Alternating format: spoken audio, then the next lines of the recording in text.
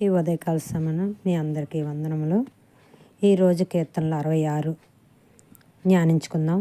సర్వలోక నివాసులారా, దేవుని గూర్చి సంతోష గీతం పాడుడి. ఆయన నామం ప్రభావం కీర్తించుడి. ఆయనకు ప్రభావంతో ఆరోపించిన ఆయన్ను స్తోత్రం చెల్లించుడి.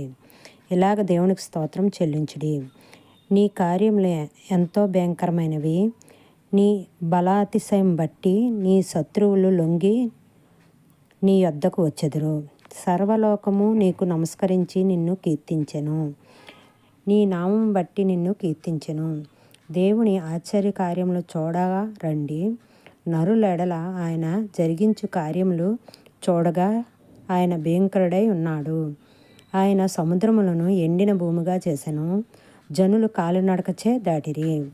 అక్కడ ఆయన యందు మేము సంతోషించితిమి. ఆయన తన పరాక్రమం వల్ల నిత్యము ఏలుచున్నాడు. అన్యజనుల మీద ఆయన తన దృష్టి ఉంచి ఉన్నాడు. ద్రోహులు తమను తాము హెచ్చించుకున తగదు. జనులారా, మా దేవుని సన్నతించుడి. గొప్ప స్వరముతో ఆయన కీర్తి వినిపించుడి. జీవప్రాప్తములుగా మమ్మల్ని కలుగజేయవాడు ఆయనే. ఆయన మా పాదములను కదలనీయుడు. దేవా, నీవు మమ్మల్ని పరిశీలించి ఉన్నావు. వెండి నిర్మలం చేయి రీతిగా మమ్మల్ని నిర్మలం చేసి ఉన్నావు. నీవు బందీగృహంలో మమ్మల్ని ఉంచితివి. మా నడుముల మీద గొప్ప భారము పెట్టితివి. నరులు మా నెత్తి మీద ఎక్కినట్లు చేసితివి. మేము నిప్పుల్లోనూ నీళ్ళలోనూ పడితిమి. అయినను నీవు సమృద్ధి గల చోటికి మమ్మల్ని రప్పించి ఉన్నావు.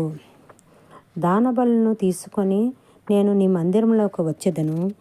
నాకు శ్రమ కలిగినప్పుడు నా పెదవులు పలికిన మొక్కుబడులను, నా నోరు వచించిన మొక్కుబడులను నేను నీకు చెల్లించెదను.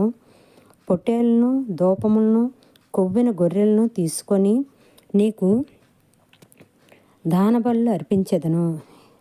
ఎద్దులను, పోతు మేకలను అర్పించెదను.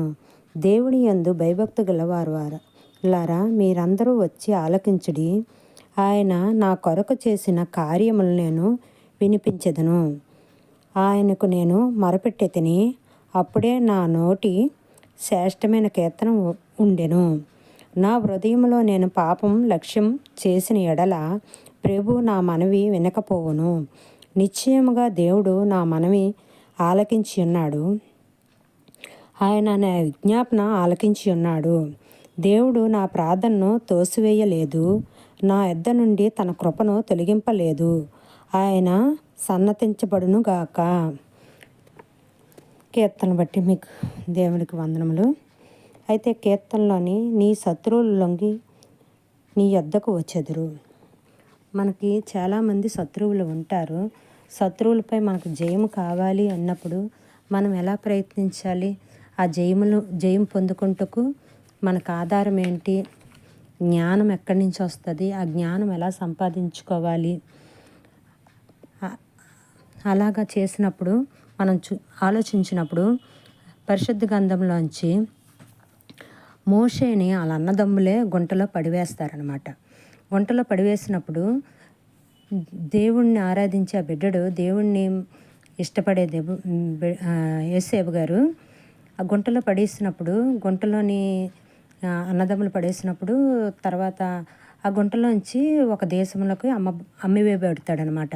అమ్మివేయబడినప్పుడు ఆ దేశంలోని ఒక బానిసగా వెళ్ళినప్పుడు అక్కడ దేవుడు ఆశీర్వకరం ఆ బిడ్డడికి ఎలాగ వచ్చిందంటే, ఆ దేశం మీదే అధికారికర్తగా అతన్ని నియమించుటకు దేవుడు సహాయం చేశాడు. దేవుడు యోసేపుకి దేవుడు అనుగ్రహించిన ద్వారా యోసేపు మంచి పొజిషన్లోకి వెళ్ళుటకు దేవుడు కృపను బట్టి ఆశీర్వదింపబడ్డాడు. అలాగే దానియేలు గొర్రెలు కాపరై ఉన్నప్పుడు అందరిలోని చిన్నవాడు, గొర్రెలు కాసేవాడు. ఆ బిడ్డడు అయితే దానియేలు శత్రువుని జయించుటకు దేవుడు సహాయం ఎంతగానో చేయడం వల్ల గొలియాతుని సంహరించుటకు దావీదుకి జ్ఞానం ఇచ్చెను. ఇలాగా జ్ఞానం దేవుని వద్ద నుంచి మనకు వచ్చినప్పుడు శత్రువుల్ని మనం జ్ఞానంతో శత్రువుని జయించుటకు, శత్రువులపై మనం జయం పొందుటకు సహాయపడుతుందన్నమాట. దేవుడు మన శత్రువుల్ని మన కాళ్ళ కింద వేసి మన కాళ్ళ మీద పడేటట్లు చేస్తాడట. అలాగ మనం దేవుడిపై ఆధారపడినప్పుడు దేవుడి ఆశీర్వాదం మన మీదకి వస్తుందన్నమాట. దేవుడు లోబడి మనం జీవించినప్పుడు దేవుడి ఆశీర్వాదం మనకు ఎంతగానో సహాయపడుతుంది. మనము శత్రువుల దగ్గర లొంగిపోయినట్లు ఉండడం దేవుడికి ఇష్టం ఉండదు. దేవుడి బిడ్డలం మనమైనా రాజకుమార్తెలు రాజకుమారులం అనమాట. అందువల్ల దేవుడు మనల్ని విడిచిపెట్టాడు. దేవుడు ఎంతగానో మనల్ని ఆశీర్వదించి నడిపించుటకు దేవుడు ఎప్పుడు తన బలిష్టమైన చేతులు చాచి నా బిడ్డలు నా హక్కున చేర్చుకుంటకు, నా బిడ్డలు ఎప్పుడు నన్ను ప్రార్థిస్తారా, నన్ను పిలుస్తారా అని చూస్తారట. అందువల్ల మనం ఎప్పుడు కూడా దేవుడిని ఆశ్రయించి దేవుడి జ్ఞానం పొందుకొని దేవుడి వల్ల ఆశీర్వదకరంగా మన కుటుంబాలు మనము మన పిల్లలు ఉండుటకు సహాయం చేయమని ఎప్పుడు దేవుని ప్రార్థించాలి. అయితే ప్రార్థించుకుందాం. పరిశుద్ధాత్మ దేవుడా, నీకు వందనములు, స్తుతులు, స్తోత్రాలయ్యా. ప్రభువా తండ్రి, నువ్వు ఇచ్చిన 66వ కీర్తన ద్వారా మాతో మాట్లాడిన విధానం బట్టి మీకు వందనాలయ్యా. అయ్యా తండ్రి, శత్రువులపై మాకు జయమిస్తానన్న గొప్ప దేవుడా, శత్రువులు మా కాళ్ళ కింద అయ్యా పడివేస్తానన్న గొప్ప దేవుడా, నీకు వందనములు, స్తుతులు, స్తోత్రాలయ్యా. దానియేలుని దీవించిన దేవుడివి ప్రభా, అబ్రహాంకి దీవించిన దేవుడు ప్రభా, ఇస్సాకుని దీవించిన దేవుడు ప్రభా, యేసేపుని ఆశీర్వదించిన దేవుడు ప్రభా.